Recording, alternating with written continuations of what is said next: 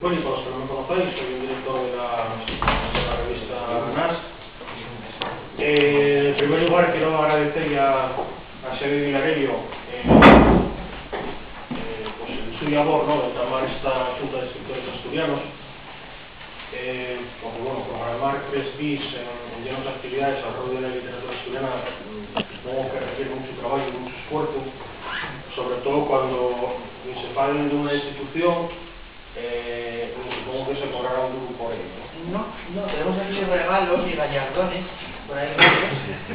Y bueno, creo que es algo que todos tenemos que agradecer a Xavi, ¿no? Y agradecer también pues la oportunidad que da a la Asociación Cultural de NAS, representada aquí por mí, para poder presentar los nuestros trabajos.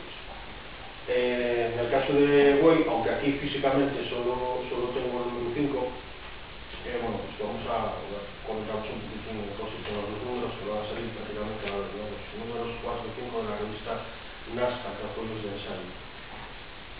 Bueno, como sabéis, los que participáis en asociaciones culturales, bueno, pues alguna asociación cultural como la nuestra, como NAS, sobre una publicación periódica, supone un auténtico reto en cada número, y en esa sierra, pues bueno, hay que hacer frente a una resta de dificultades, ¿no? Las verdades, pues no tienes perros bastantes para sacar tal o cual número de la revista. Otra verdad, pues otras verdades, pues no dispones de material suficiente para cubrir el número que vas a sacar. En otras ocasiones en las que si tienes el material comprometido, pues los autores tardan en cubrirlo, y todo ello, bueno, pues aquí está ahí que evidentemente no vivimos de esto, y que no podemos dedicar a la revista pues todo el tiempo que merece, ¿no? De hecho, bueno, por eso solíamos esta vez 2 números prácticamente seguidos.